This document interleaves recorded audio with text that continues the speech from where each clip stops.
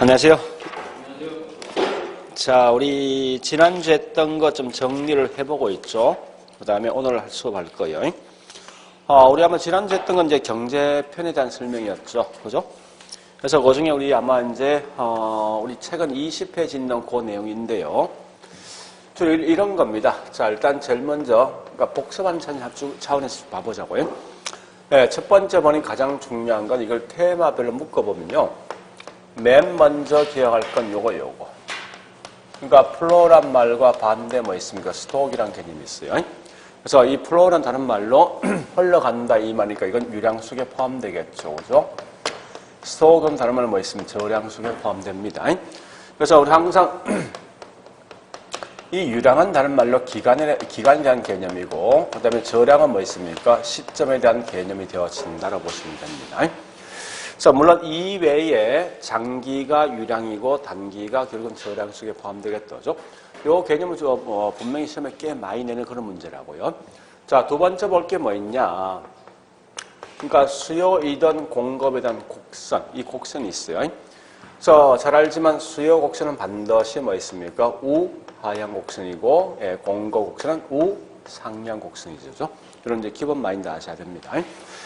자, 그런데 세 번째, 이게 가장 중요한 문제예요, 사실은요. 그래서 이 세 번째 말뜻이 뭐냐, 이겁니다. 곡선상의 이동이란 말이 있고, 곡선 뭐 있습니까? 자체의 이동이란 말이 있어요. 그래서 곡선상의 이동과 같은 말이 뭐냐, 결국은 얘는 수요 또는 공급 뭡니까? 양의 변화란 말을 쓰겠다, 그죠? 거꾸로 곡선 자체 이동 같은 말이 뭐냐? 수요 또는 공급의 변화인데 항상 기억할 것은 어떠한 예가 어디 속에 포함될까는 건데요.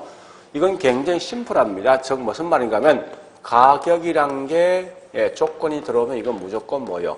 곡선상이고 가격이 아닌 뭐 소득이라 어쨌든 가격 이외에 다른 말로 하면 전부 다 이건 곡선 자체 이동이 된다고 보셔야 됩니다. 자, 그 다음에 네 번째 보니까 얘도 꽤 중요한 내용이죠. 무슨 말인가 하면 이 말 아닙니까? 대체제 보완제 관계가 되게 중요한 거예요. 그러니까 실제 우리 수요 공급은 주로 시험 내는 게 뭔가 하면은 이 두 개에서 거의 답이 나온다라고 보시면 될 겁니다. 그래서 대체제 보완제인데 항상 요거 묻는 거죠. 조건이 가격이란 조건이 주어지면 여기 있는 당해제와 있는 B에 대한 수요가 어떻게 될 것인가 이걸 항상 묻게 돼 있어요. 그래서 얘는 반드시 우리 대체는 뭐 조건이 가격 주어지면 항상 가격과 같은 방향 움직인다 보시면 돼요. 자, 거꾸로 보니까 보완이라는 것은 서로 도움을 줄 수 있는 그런 물건인데 그래서 C와 B가 보완제면요. 얘는 항상 조건이 가격이란 조건이 주어지면 무조건 뭐 있습니까? 당해제와 있는 B에 대한 수요가 어떻게 될 것이 묻는데 어쨌든 보완제는 가격이란 조건 주어진 순간 무조건 반대 방향 간다. 이런 게 굉장히 중요하다고. 그래서 항상 여기서 보통 한 문제 또는 시험 나오는데 그 중에 특히 뭐 있습니까? 요 두 개 굉장히 중요하다는 사실 아셔야 됩니다. 그래서 앞으로 이런 걸 꼭 공부를 하셔야 된다고요. 자, 두 번째 이제 우리 균형시장에서 요거 물었던 거죠. 수요와 공급이 있는데 이때 수요 증가 감소가 있습니다. 잘 알자면 이 말은 반드시 양에 대한 표현이에요. 그래서 항상 볼 때 뭐인가 하면 이 수요와 공급의 변화가 있을 때 시장에 있는 균형 가격과 양의 변화를 묻는 건데 이 표현이 양에 대한 표현이 되어지다 보니까 항상 뭐 있습니까? 양은 이 말과 같이 움직인다. 증가면 증가입니다. 그 다음에 감소이면 수요이든 공급이든 무조건 양은 감소하게 돼 있어요. 거꾸로 뭐 있습니까? 수요에서는 잘 알지만 이 수요가 증가된다 이 말은 무조건 가격이든 양이든 같이 얘하고 같이 움직입니다. 이걸 기억하셔야 돼요. 거꾸로 뭐 있습니까? 감소란 말은 무조건 가격이든 양이든 얘하고 같이 움직이게 돼 있어요. 그런데 이 공급에서 항상 중요한 게 뭐냐 이게 중요하죠. 가격만이 공급에선 반대 방향 간답니다. 즉 공급이 증가된다면 가격은 떨어진다는 거예요. 거꾸로 뭐 있습니까? 공급이 감소한다 말은 가격이 올라가는 거죠. 이게 중요한 거죠. 그 다음에 세 번째 보니까 탄력성에 대한 문제, 탄력성. 그래서 보통 통상적으로 탄력성이 보통 2개가 나오게 돼 있는데 원래는 보니까 문제 3개 나왔죠. 3개 나온 결과 원래 이게 나올 게 안 나온 거예요, 사실은. 논리가. 보통 우리 시험은 거의 정해져 있어요. 각각 있는 장마다 보통 몇 개 정도 시험에 거의 정해져 있는데 하여튼 원래는 보니까 탄력성이 크게 3개 나왔는데 그 중에 제일 중요한 게 뭐냐? 이겁니다. 탄력성에 대한 종류가 가장 중요한 의미가 있어요. 그래서 탄력성 종류는 이렇게 보셔야 됩니다. 주어진 값이 1보다 큰 경우, 1보다 작은 경우 있어요. 1보다 크단 말은 그만큼 뭐 있습니까? 자극 대비 반응이 민감하다 보니 이건 다른 말로 탄력적이라는 용어 쓴답니다. 반대로 1보다 작단 말은 결국 뭐 있습니까? 이건 민감하지 못하다는 의미에서 비탄력적이죠. 물론 기울기가 훨씬 더 뭐 있습니까? 완만한 게 탄력이고 반면에 뭐 있습니까? 급경사인 게 뭐 있습니까? 비탄력이 되어진다 보시면 돼요. 자, 이때 탄력성 값이 제로인 것과 탄력성이 무한대인 게 있어요. 그래서 우리 보통 탄력성이 제로인 걸 뭐라냐? 완전 비탄력인데 얘는 그래프 항상 뭐 있습니까? 이렇게 수직 곡선 된다고 하시고요. 거꾸로 완전 무한대인 게 완전 탄력인데 얘는 반드시 그래프가 수평 곡선이 되었습니다. 이런 것만 좀 기억하시면 되겠죠. 그러면서 탄력성의 크기를 결정해 주는 면이 있습니다. 이거 3개 말씀을 드렸는데 어쨌든 첫 번째 대체제가 항상 뭐 있습니까? 많을수록 탄력입니다.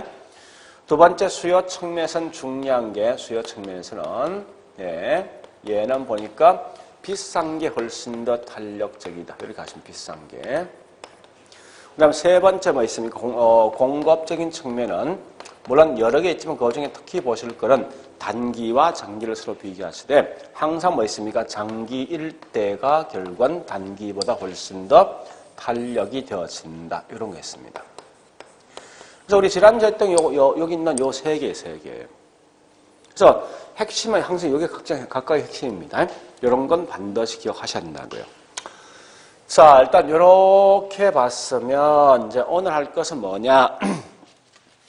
어디를 가는가 하면요. 자, 일단 우리 책에 보니까 이거 할 거 이제. 자, 39페이지.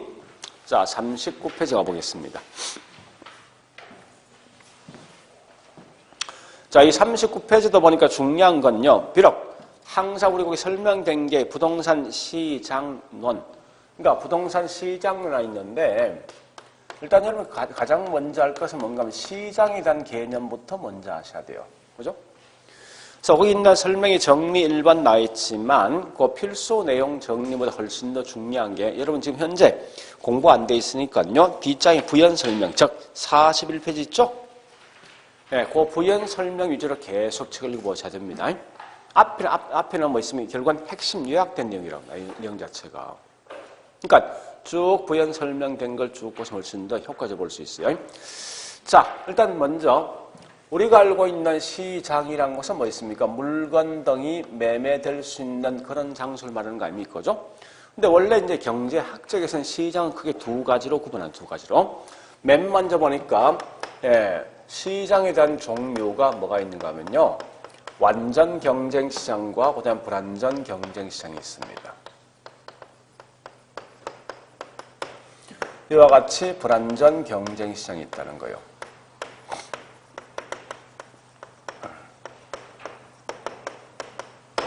요 2개를 먼저 구분하시는데 딱 느낌 봤을 때 가장 이상적인 시장이 완전입니까? 불완전입니까? 완전이죠. 그죠? 완전 경쟁 시장이에요. 자, 그러면 이때 보니까 여러분 알 것은 뭔가 하면 과연 지금 하고 있는 게 부동산 시장을 지금 하고 있단 말이에요. 이거 골아픈 거 왜 할 것인가 하는 거예요. 문제는. 결국 이 말 아닙니까? 따라서 그 결과 부동산 시장은 둘 중에 어디 속에 포함될 것인가 이런 게 중요하다고요. 그러면 우리가 알고 있는 완전 경쟁 시장은 뭐냐는 거예요. 응? 완전 경쟁 시장은 반드시 가장 이상적인 시장인데 어떠한 요건을 갖추고 있을 때 우리가 완전 경쟁 시장이 되어질 것인가 이런 게 중요하거든요. 자, 일단 먼저 이런 걸 하기 전에 좀 기억할 게 뭐 있는가 하면요. 이런 기본 마인드인데 우리 과연 장사할 때 본전 본다는 말이 뭐냐는 거예요. 어느 정도 수익이 들어왔을 때 본전 볼 것인가를 먼저 봐보자는 거예요. 사실은. 자, 일단 이렇게 한번 해보겠습니다. 첫 번째 우리 장사할 때 보니까 총 매출액이 있죠? 에다가 총 비용을 빼주면 뭐 됩니까? 뭐가 나오죠? 순수익이 나오죠? 그죠?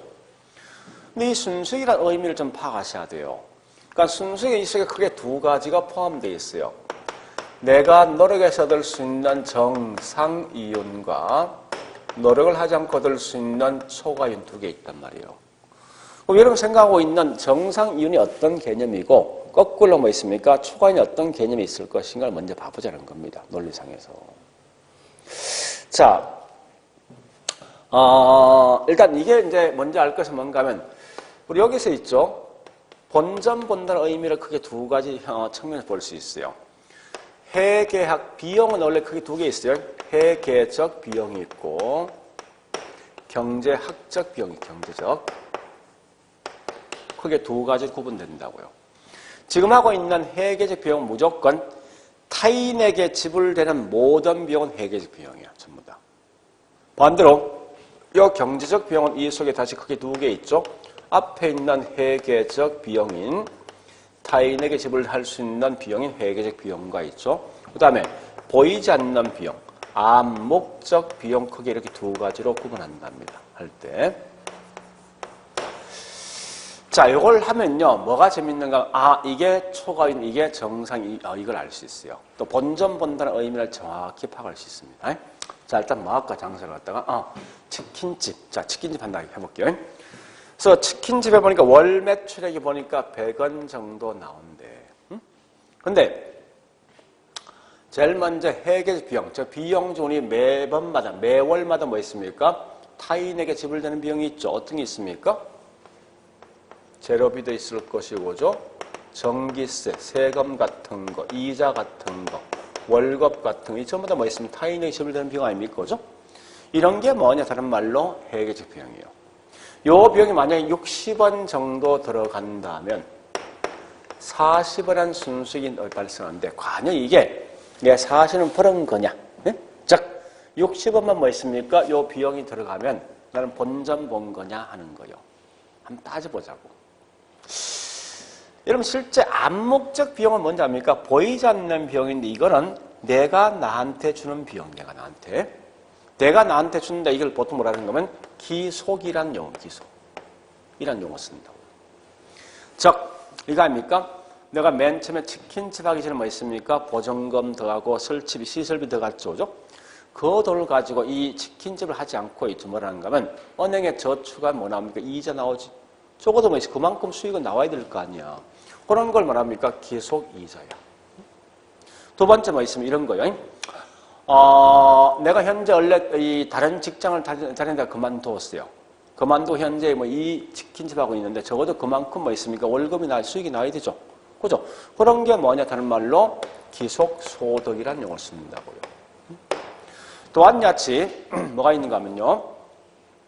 내 건물을 내가 지금 현재 쓰고 있어. 치킨집으로서. 근데 원래 이건 뭐 타인에게 임대주면 임대 수입 나야 되죠. 그 정도 있는 수입은 분명히 나와야 된다고. 그런 걸 보통 뭐라냐? 기속임료, 기속임료. 이런 게 결국은 암묵적 비용이에요. 자, 요 비용이 현재 30원 정도 들어간다 해보자고요. 그러면 우리가 알고 있는 정상이윤이나 말 뜻은 뭐냐? 요게 정상이윤이야. 내가 노력한 대가니까. 자, 요게 정상이윤이면요. 자, 우리 생각해 보세요.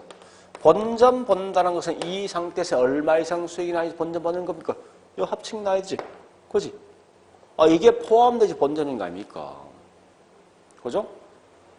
그러니까, 우리 가끔 보니까 이제 장사하는 분들 이야기 들어보면 요거 딱 나서 요거 남는 요게 전부 내가 돈을 번 거다 말하는 사람이 꽤 많다는 거예요. 사실 그건 아니에요. 반드시 뭐 본전이라는 것은 내가 노력한 대가가 포함돼서 뭐 있습니까? 된 게 곧 이게 본전 버는 거예요.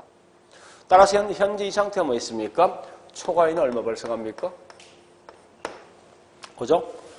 자, 그래서 우리 항상 이제 개념을 좀 생각할 때 뭔가 초가 이윤이란 말과 저기 있는 정상 이윤은 이런 개념에 대한 차이예요. 그러니까 결국은 초가 이윤이 뭐 있으면 내가 노력하지 않고 얻을 수 있는 본로소득이죠. 그죠?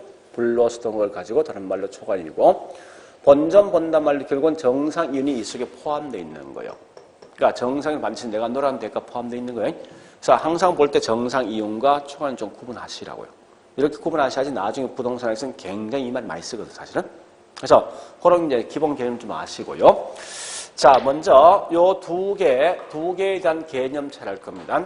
해서 과연 왜 여기 있는 부동산 시장이 불안전 경쟁 시장이 될 것인가? 요걸 좀 봐보죠, 논리상에서.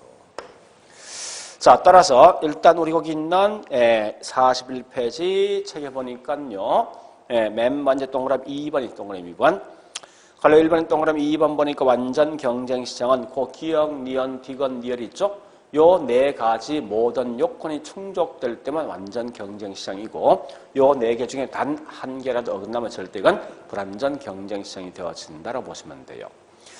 자, 그 기역의 말이 뭐냐 이 말입니다. 굳이 이건 정확한 개념을 알 필요 없이 단지 이러한 개념이 결국은 완전 경쟁 시장에 대한 성립 요건을 보시면 돼요. 즉 무슨 말이냐? 현재 보니까 물건 살 수 있는 수요자와 공급자 수가 있죠. 다수의 수요자, 다수의 공급자가 존재할 때가 뭐냐? 완전 경쟁 시장이에요. 즉 무슨 말이냐? 이런 겁니다. 한번 따져볼게요. 물건 살 수 있는 수요자는 한 명인데 물건 팔 수 있는 공급자는 굉장히 많답니다. 이건 분명히 뭐 가격에 대한 통제 있겠지. 누가 통제합니까? 예, 수요자 자기 마음대로 가격 조작할 거란 말이야. 이건 분명히 완전 경쟁 시장이 될 수가 없어. 거꾸로 여러 명의 수요자와 한 명의 공급자 있으면 이때는 틀림없이 뭐 있습니까? 공급자 가격을 조작할 수밖에 없다고. 이런 건 완전 경쟁 시장이 될 수가 없다고. 반대로 뭐 있습니까? 다수의 수요자, 다수의 공급자 있으면 이때는 어느 일방이 자기 마음대로 가격을 통제, 조작을 할 수 없다는 거예요. 그죠? 이 말이 뭐냐? 결국 다른 말로 시장에 주어져 있는 가격에 따라갈 수밖에 없다는 논리 아닙니까? 그죠? 이런 걸 우리 뭐라 하냐? 완전 경쟁 시장 성립 요건입니다. 이 말은 다른 말로 시장에 주어져 있는 가격에 따라간다 해서 가격 순응자가 존재한다. 이런 말 쓰게 돼 있다고 쓸 때. 자, 두 번째 니 한번 보니까 상품에 대한 동질성이 있냐 묻는 거예요. 동질성. 반드시 완전 경쟁 시장은 똑같은 분필은 똑같은 성격을 갖고 있는 상품에 대한 동질성 갖고 있는 거예요. 그래서 이러한 것 때문에 뭐 있습니까? 우리 특히 하나의 물건에 하나의 가격이 존재할 수 있는 일물 일가 법칙이 성립되는 겁니다. 자, 지금 쓰고 있는 일물 일가 법칙은 제가 표현 잘못했어요. 하나의 물건 하나의 가격이 있는 게 아니라 말 표현 잘못했어요. 그게 아니라 동일한 물건은 동일한 가격이 있다는 거예요. 그러니까 똑같은 분필은 똑같은 가격을 갖고 있는 거예요. 왜? 상품에 대한 동질성 갖고 있으니까.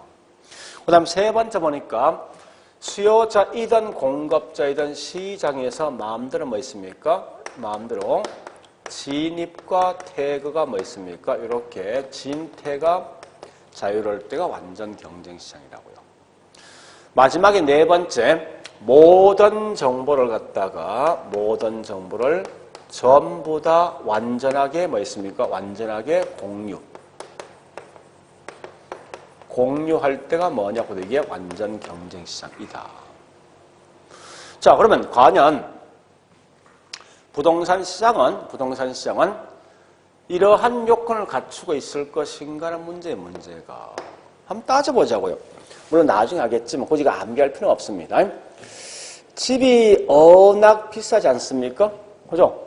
분필 한 개 뭐 10원, 100원 하니까 그 금방 뭐 있습니까? 여러 명의 수요자, 여러 명의 공급자 있는데 집값은 보통 5억, 10억 한단 말이에요.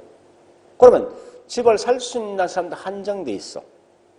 또 집을 그 정도 집을 갖고 있는 사람도 한정돼 있다고. 그러니까 한정돼 있는 수요자, 한정돼 있는 공급자 있으니까 시장에 있는 상황에 따라 뭐 있습니까? 때에 따라서는 공급자 시장을 주도할 수 있고 때에 따라 수요자 시장을 주도할 수 있다는 거예요.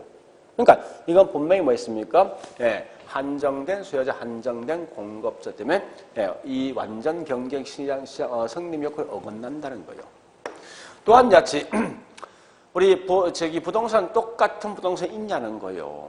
그럼 생각해 보세요. 30평 단독주택이 다 똑같습니까? 다 틀려, 다. 동일한 물건 없다는 거예요. 또 시장에 대한 진입과 퇴거가 쉽냐? 그렇지 못하는 거예요. 왜? 자, 우리 이런 경우 있죠. 이 분필 한 개 100원 정도 하면요. 금방 뭐 있으면 팔고 금방 빠져나갈 수 있어. 또 금방 살 수 있어. 근데 이놈의 집이란 것은 뭐 있습니까? 한 5억 하면요. 그 물건 살 수 있는 사람 많냐? 한정돼 있어. 그러니까 오랜 시간 동안 이 부동산이 매매될 수밖에 없다고. 그래서 어떨 땐 부동산 보니까 6개월 동안, 1년 동안 집 팔지 못한 경우 있죠. 왜 그러냐? 금방 못 빠져나가잖아. 왜? 비싸니까. 그리고 우리 학원요, 이 학원 있죠? 자, 월세 얼마인지 알고 있습니까? 모르는 거지. 그러니까 정보가 벌써 불안전하단 말이야. 따라서 그 결과 부동산 시장은 분명히 뭐 있습니까? 불안전 경쟁시장 임에 틀림없다고. 그럼 얘를 어떻게 시험 낼 것인가 하는 문제인데요. 자, 지금 갖고 있는 프린터 있죠? 프린터. 자, 프린터에 있는 1번 문제 가보세요. 그러니까 자꾸 지금 하고 있는 것은 답을 찾으려고 애쓰지 말고 이렇게 시험 나온다는 거야. 그래서 거기에 방향에 맞춰서 공부하시라는 거예요. 그래서 1번에 보니까 이렇게 나왔죠. 저 부동산 시장은 시장에 대한 진입과 퇴거가 자유롭다. 틀린 거지. 그죠? 그러니까 아까 설명했어요. 워낙 비싼 고가품이 되어지니까 그만큼 뭐 있습니까? 시장에 대한 진입과 이 퇴거가 그만큼 뭐 있습니까? 곤란하다 써야 되죠. 그죠? 자, 일단 그런 것 좀 아시고요. 자, 두 번째 이제 어디 가시는가? 우리 자, 저기 있는 책의 41페이지. 다시 한 번 더 제가 강조할게요.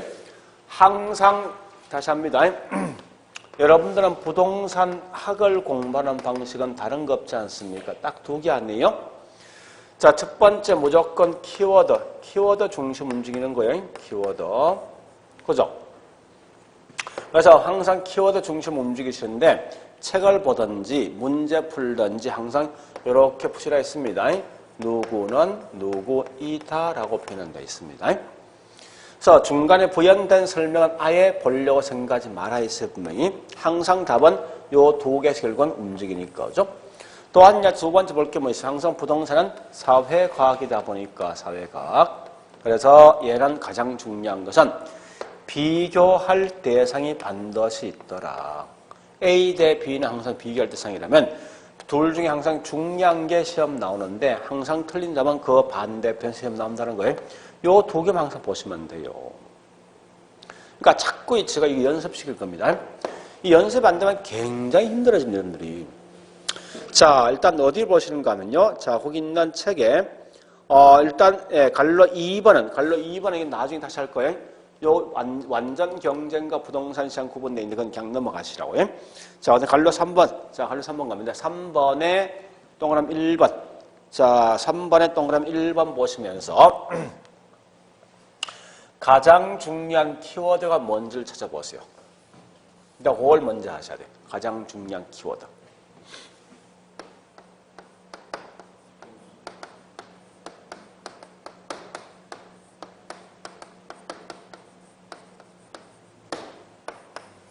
제일 중요한 키워드 뭐예요? 항상 이렇게 누구는 누구이다 이렇게 해야 돼. 가장 중요한 말 뜻이 뭐예요? 부동산 시장은 예? 반드시 뭐라 해서 지리적 공간 수반된다. 이게 제일 중요한 말이에요. 응? 부동산 시장은 일반재화들과 다르게 반드시 지리적 공간이 수반된다. 요 말이 가장 중요한 키워드입니다. 무슨 말인가 하면요. 이런 거예요. 자, 들어보세요. 친구가 나한테 자동차를 샀다 했을 때, 어떤 종류의 차냐, 가격이 얼마냐, 이게 중요하지, 어디서 샀냐, 이게 중요합니까? 그건 아니지. 근데 자, 거꾸로. 자, 내가 땅을 샀대. 그럼 반드시 물어보지. 뭐 묻습니까? 제일 중요한 게. 네, 집은. 어느 지역에 있는 땅이 이걸 묻는 거 아닙니까? 이게 제일 중요한 거 아니에요. 그 다음 가서 뭐 있으면 가격이 얼마냐, 뭐 물을 거 아닙니까? 그죠? 그러니까 이 부동산 절대 이동할 수 없는 보동성이라는 성향 때문에 특히 반드시 특정한 지역적 공간이 반드시 번된다고. 근데 우리 분필 같은 것, 저기 뭐 있습니까? 자동차 같은 것은 어느 지역에 섰냐? 이런 건 잘 묻지는 않습니다, 사실은. 걔들은 중요한 게 어떤 종류냐, 어떤 이 가격이 얼마나 이게 중요한 거지. 그죠? 자, 오래 보시고, 그 다음에 두 번째 볼 것은 뭘 보시는가 하면요. 우리 거기 있는 동그라미 3번과 4번이 중요합니다. 3번과 4번. 자, 일단 3번, 4번을 쭉쭉쭉 읽어보시고, 3번, 4번. 자, 일단 여보세요. 이제 요거는 꼭 구분하셔야 돼요. 시험에 꽤 많이 나오니까요. 자, 물건이 있고, 그 다음에 가격이 있고, 그 다음에 지역이란 말, 지역이 있습니다. 있는데, 제가 현재 부동산과 분필을 서로 비교할 겁니다. 자, 먼저 이거부터 하셔야 돼. 부동산 시장이란 이런 제목이 나온 것은 분명히 뭐 있습니까? 일반 재화들과 다르게 부동산만이 갖고 있는 독특한 특성이 있을 것 같아. 만약에 이 부동산 시장이 일반 재화들과 똑같은 특성이 있으면 부동산 시장이라 이런 제목 나올 필요가 없다고. 그래서 항상 부동산 시장은 제일 중요한 게 누구하고 비교할 것인가 이거 생각하셔야 돼요. 그래서 자, 일단 분필과 서로 비교할 건데 잘 보세요. 자, 분필은 비슷한 분필은 가격도 비슷해짐에 따라서 얘는 유사 지역에 있는 물건이고, 자, 요것은 되겠습니까? 똑같은 분필은 같은 지역에 있는 분필이면 가격도 같지, 그죠? 자, 다시 30평이란 비싼 부동산이 있어요. 아파트가 있는데 같은 지역에 있는 물건이요. 가격은 비슷하겠지. 그죠? 아니, 같은 동네, 같은 30평 가격 같지 않습니까? 그런데, 자, 다시 갑니다. 같은 분필인데, 지역이 달라. 다른 지역에 있는 분필이라고. 가격은요? 같죠, 그죠? 그런데, 이 부동산은 똑같은 30평인데 강남이란 것과 원주란 지역이 있어. 지역 다르지? 가격은요? 분명히 다르단 말이에요, 이게. 이렇게 자꾸 차이를 두면 굳이 이걸 암기를 하지 않아도 대충 이런 게 중요하구나 이거 알 수 있다고요. 그래서 우리 거기 있는 이 동그라미 3번, 4번이 뭐냐? 요거 묻는 거예요, 요거. 3번, 4번이. 그래서 그러한 개념만 여러분 좀 정리하시면 뭐 다른 건 크게 무리 없이 문제를 풀 수 있을 겁니다. 그래서요. 자, 우리 거기 있는 3번 가볼까요? 부동산 시장은 양, 질, 위치 등 때문에 유사한 부동산에 대해서 가격이 균등해지는 경향이 있죠. 그죠? 그래서 그래 보시고 근데 그 밑에 있는 4번 가볼까요? 유사 부동산이지만 가격이 달라진단 말은 같은 지역, 다른 지역에 있는 물건이다. 그러니까 이 차이를 좀 구분하시라는 겁니다, 이거. 시험에 꽤 많이 나오니까. 이건 굳이 자꾸 암기를 하려고 생각하지만 우리 좀 이해를 좀 하셔야 돼요. 그러니까 우리가 자꾸 공부할 때 뭐 있습니까? 이 생각 없이 자꾸 암기하시던데 그거 암기하면요. 돌아서면 다 잊어먹는다고. 그러니까 분명히 이렇게 설명한 건 분필과 서로 비교해보니까 같은 것도 있지만 다른 것도 있죠. 그래서 그런 걸 보시면서 그러면 다시 자 우리 이 네들이 문제 있죠? 자 거기 있는 문제 2번을 풀어보세요. 문제 2번. 자 문제 2번은 핵심이 뭐냐 이 말이죠. 유사 부동산에 대해서 가격이 유사해지는 지리적 구역이다. 맞습니까? 맞죠? 그죠? 네. 그거 뒷말 알 필요 없다는 거예요. 뒤에 설명된 것은. 그렇게 문제 푸는 요령 마시면 되는데. 자, 그 다음에 여기까지 봤으면요. 넘어갈게요. 이제. 자, 책은 한 장 더 넘어갑니다. 예, 42페이지. 자, 42페이지 보니까 부동산 시장에 대한 특성. 이게 실제 시험에서 엄청나게 많이 났던 문제예요. 항상 제가 강조하지만요. 이런 거요. 시장에 대한 특성인데 여러분들은 앞으로 특성이나 특징이 나오면 반드시 뭐 있습니까? 비교할 대상이 꼭 있다는 거예요. 우리 거기 있는 특성이 총 9개 있습니다. 이것만 이제 실제 엄청나게 많습니다. 근데 그 예를 굳이 암기하려고 애를 쓰지 말라는 거예요. 나 같으면 있죠. 항상 특성이나 특징 나면 제일 중요한 건 누구하고 서로 비교할 것인가 이렇게 자꾸 생각하겠습니다. 그래서 철저하게 우리 항상 나왔을 때 특성, 특징은 무조건 일반 재화들과 서로 비교하면 굳이 그 내용을 암기하지 않더라도 문제를 풀 수가 있더라 이겁니다. 그래서 자 일단 해보죠. 이제 어려운 거 아니에요 이거. 일반 재화는 항상 이거 뭐 분필 생각하시면 무조건. 그러니까 철저하게 특성이란 말 딱 나는 순간 뭐로 생각하면 우리 아마 제일 첫 시간 했을 겁니다. 부동산 토지 특성이 있죠. 또 우리 지난주에 뭐 있습니까? 부동산 수요 특징, 부동산 공급 특징이 있단 말이에요. 그러니까 이 특징은 무조건 나오던 일반재와 분필과 서로 비교한다고 생각하시면 금방 답이 나와 이거. 자 해볼까? 자 우리 동그라미 1번 보시고 오기. 자 책에 있는 동그라미 1번 보시고요. 쭉쭉쭉쭉 설명되어 있습니다. 그러면 그 키워드 뭐라고요? 국지화지? 국지화 그죠? 자 여보세요 이제 설명드릴게. 분필은 전국적입니까? 지역적입니까? 전국적이지. 부동산 시장은 부동산 전국적입니까? 지역적입니까? 지역적 아닙니까? 그죠? 아니 이 말 아닙니까? 원주시에 있는 부동산 경기가 좋다 해서 전국에 있는 모든 부동산 시장 다 좋습니까? 그거 아니잖아요 분명히. 그죠? 오전에 제가 수업 들어보니까 뭐 있습니까? 어떤 분은 원주시 이 주택 경기 좋다는데 오늘 아침 제가 저기 뭐 있습니까? 신문 보니까 강남 지역에 보니까 뭐 있습니까? 집값이 보름 전보다 2억쯤 떨어졌다고.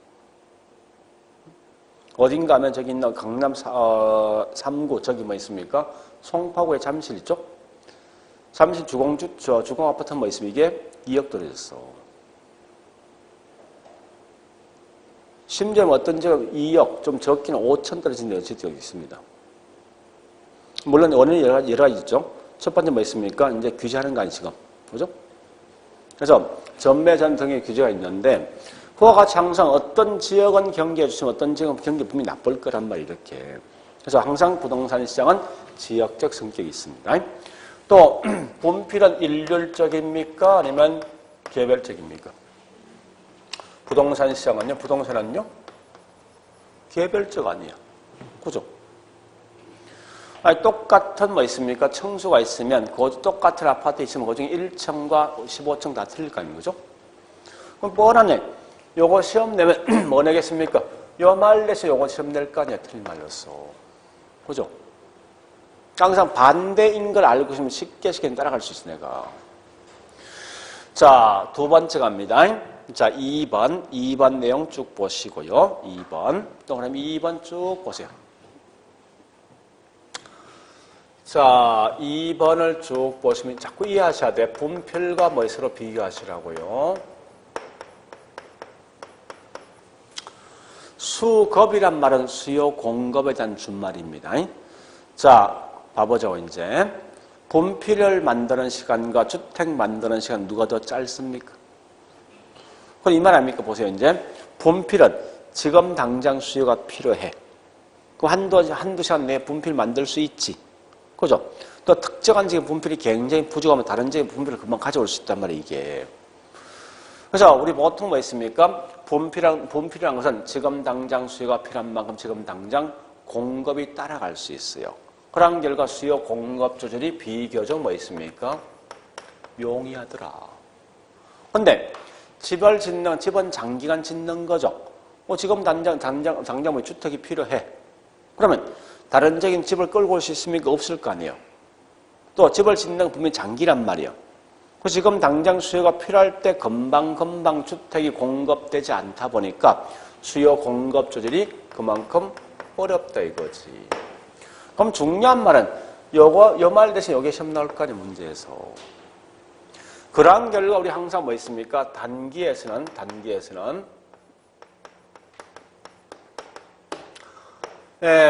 부동산 시장은 초과 수요, 초과 공급 등이 발생하다 보니까 가격이 폭등, 폭락할 수 있는 가격 왜곡이 발생하더라 이겁니다. 이런 거 자주 봤죠, 그죠? 네. 그렇지만 이 말이 지금 분명히 중요한 건 아니란 거예요. 이 말이 좀 중요한 거지. 자, 그 다음에 또 갑니다.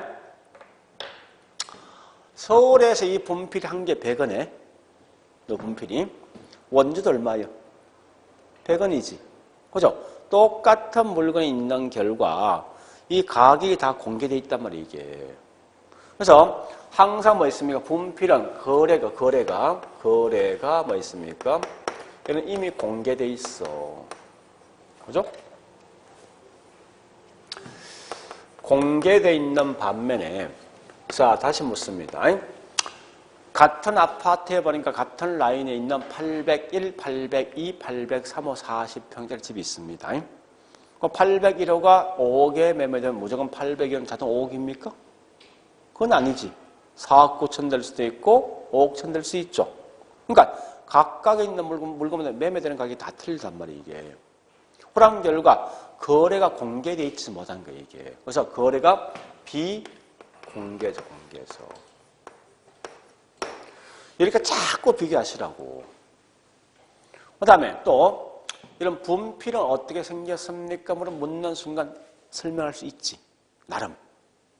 근데 다시 단독주택 30평 어떻게 생겼습니까? 말할 수 있습니까? 말 못한다는 거예요. 왜? 다 틀리니까.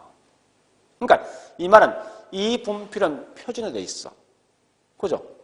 근데 단독주택은 집은 뭐 있습니까? 표준화되어 있지 못하니까 이건 뭐 있습니까? 비표준화성이라고. 또한 야채는 공개되어 있습니까? 조직화되어 있습니까? 그렇지 못하죠? 비조직화되어 있습니다. 그래서 특히 이런 건 중요한 건 요 말 가지고 싹 빼버리고 장난쳐 이런 것은. 그러니까 분필은 뭐 있습니까? 표준화되어 있다고. 또 조직화되어 있어. 근데 부동산은 뭐 있습니까? 표준화되어 있지 못하고 이 조직화되어 있지 못하다. 또한 같이 뭐가 있는가 하면 분필은 개인이 만들 수 있는 결과 개인의 권리, 사법상 규제를 만다고. 근데 이 땅은 보니까 원래 이 땅에 대한 소유권 누구한테 있어? 국가한테 있죠. 그 국가한테 어떤 규제를 받고 있고 또 개인도 뭐 있습니까? 이 땅을 매매할 수 있는 결과 사법적 규제 받는다고. 그래서 우리가 알고 있는 부동산은 공사법 둘 다 규제 받습니다. 그래서 이 말은 공사법에 대한 규제가 많다는 거예요. 그러니까 이거 이외에 굉장히 많은 특성이 있어요. 제가 지금 설명한 것은 뭔가 하면 자꾸 이렇게 분필과 서로 비교하면 굳이 이걸 암기하지 않더라도 그 답이 튀어나온다는 문제, 무조건. 그래서 아까 설명했던 게 있죠? 항상 사회과학은 서로 비교할 대상이 중요한 거예요. 그래서 중요한 게 매번 나오지만 틀린 답은 항상 여기서 나온다는 거예요. 현재 이건 뭐 있으면 비교할 대상이 이 일반적인 분필과 비교한다면 무조건 틀린 답은 이쪽에서 나올 거 아닙니까? 그죠? 이런 말이 분명히 나올 거란 말이에요. 또 이와 같이 뭐 표준화, 조직화, 또 이런 뭐 있습니까? 사법 규제 받는 데서 나올 건 틀린 말로써. 그래서 비록 우리 거기 설명되어진 건 제가 동그라미 1번, 2번, 3번, 4번까지 설명하고 기타 있는 기억번까지 설명했습니다. 그거 내용을 다는 볼 필요 없다고. 그래서 이렇게 해서 내용을 딱 정리하시면 이게 대충 뭔지 알 수 있어요. 그러면 자 우리 거기 있는 문제. 자 문제 보세요. 이제 문제 3번부터 뭐 있습니까? 3번, 4번 요 두 개만 정리하시면 되겠네. 3번, 4번요. 자, 3번은 키워드가 뭐예요? 3번. 네? 이 뒷말은 지금 중요한 게 지금 아니잖아요, 이거는. 항상 비교할 때 누가 비교합니까? 얘하고 비교할 거는 가장 근본적인 차이 뭐예요? 이 차이 아니에요, 이 차이. 그지? 그러니까 공급 조절이 쉽지 않다. 이게 중요한 핵심 아닙니까? 문제 키워드가. 그죠? 맞는 거고. 자, 4번은 키워드 뭐죠? 국지화, 지역화지? 그죠? 그런 것만 좀 정리를 해 두시면 된다고, 여러분들이. 자, 그 다음. 다시 이제, 네, 우리 책에 있는 42페이지 있는 맨 밑에 갈로 5번. 부동산 시장 기능.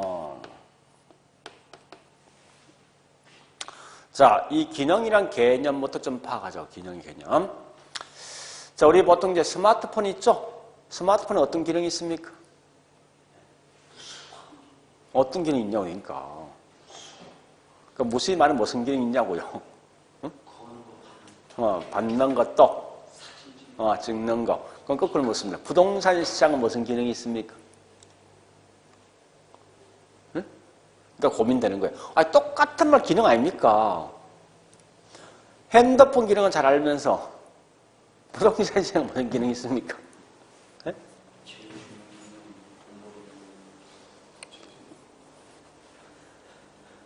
기능이란 것은 말 그대로 뭔가 부동산 시장의 어떤 역할, 시장에서 무슨 역할을 할 것인가 묻는 거예요.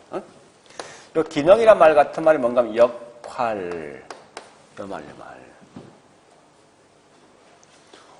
우리 부동산 시장, 자, 보세요. 배추 파는 시장 가보죠. 배추 파는 시장 가보니까 배추 한 달에 얼마 가격할 수 있지. 정보할 수 있단 말이에요. 그죠?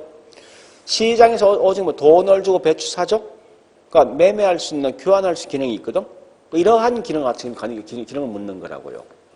그래서 이 기능은 원래 이게 총 6개 있는데, 5개 있는데, 보통 통상적으로 앞말만 가지고 그냥 암기합니다. 이렇게. 이런 총 5개 기능이 있어요. 원래는. 그래서 첫 번째 뭐 있냐? 자원 배분 기능이 있다. 자, 우리 생각해보세요. 배추 파는 시장 가보니까 내가 배추 살 때 내가 꼭 필요한 양만 사지. 필요 이상 양을 살 필요 없는 거 아니에요. 그죠?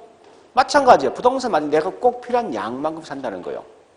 그래서 결국은 이 배추가 있으면 사람들만 꼭 필요한 양만 사다 보니까 이 자원이 뭐 있어요? 골고루 분배된다는 거예요. 두 번째 뭐 있습니까? 요 교환 기능, 교환. 교환은 뭐 있다? 말 그대로 돈을 주고 그 물건 바꾸는 거지. 사는 거 아닙니까? 그죠? 세 번째 보니까 시장에 가니까 시장에서 오직 뭐 있습니까? 가격이 형성되는 거 아니에요. 배추 한 달에 3,500원 또는 뭐 있습니까? 집 한 채 5억 이런 가격이 형성된다는 거예요. 그 다음에 현재 배추값 올랐다, 또 집값 올랐다, 또 뭐 있습니까? 예, 조만간 집값 떨어질 것이다. 이런 정보 등을 파악할 수 있는 정보 제공 기능이 있습니다. 마지막 보니까 그러면 하나 물어보자고요. 현재 보니까 우리 원주시의 주택이 턱없이 부족합니다. 집이 턱없이 부족하면 뭐 있습니까? 건축업자는 양적인 측면을 고려하겠습니까? 질적인 측면을 고려하겠습니까? 양을 고려하죠. 양을 열심히 질 거야. 그래서 이 주택이 현재 100% 보급률이 100% 보급되었다고. 이제 양은 충족된 거잖아. 당연히 건축업자는 뭘 고려하겠습니까? 그래서 양과 질을 갖다가 조절할 수 있는 그런 기능이 있다는 거예요. 그래서 이런 이제 기능이 총 5개 있습니다. 이렇게만 좀 기억하시면 되겠죠. 그래서 이번 시간 했던 거 이런 건데, 그러면 거기 있는 문제 중에서 뭘 보시는가 하면요. 5번과 6번 문제 갑니다. 5번과 6번. 그래서 5번과 6번, 5번 가보니까 설명된 게 키워드 뭐요? 교환 기능. 6번은 키워드 뭐라고? 양과 질 조정 기능. 이렇게 자꾸 키워드를 움직이시라고. 그러면 우리가 문제 풀 때 쉽게 풀 수 있어요. 자, 어쨌든 이번 시간에 했던 건 여기까지입니다. 했는데 그 중에서 이런 걸 지금 암기할 필요 없어요. 그냥 느낌 하셔야 돼요. 얘는 이렇게 공부한다는 게 중요한 거예요. 지금 거기 있는 문제에 대한 답도 할 필요 없는 게 사실은. 그럼 나중에 하시라고. 그러니까 철저하게 부동산 학이라는 과목은 어쨌든 뭐 있습니까? 키워드 가지고 움직이시는데 누구는 뭐다 생각하시고 항상 철저하게 비교할 뜻이 있다. 그래서 나왔을 때 누구하고 서로 비교할 것인가 이걸 자꾸 생각하시라고. 아마 그런 것만 생각하시면 조금은 이 공부할 때 훨씬 더 쉽게 공부할 수 있어요. 물론 우리 민법을 벌써 한 3주 했죠. 그죠? 하니까 분명히 공부하는 방법이 틀린 거지. 틀려. 강의하는 방향이 틀리다고. 왜 그러면 그 나름대로 어떤 그 과목에 있는 특성이 따로 있다는 거네요. 그다고요. 그래서 얘는 철저하게 비교하는 거예요. 심플하게. 근데 민법 전체에 대한 스토리야. 줄거리. 그 스토리가 분명히 중요하거든요. 그런 걸 좀 구분해서 공부를 좀 하시라고, 여러분들이. 그래야만 내가 쉽게 공부할 수 있어요. 자, 그래 하시고 좀 쉬었다가 43페이지 있는 효율적 시험할게요.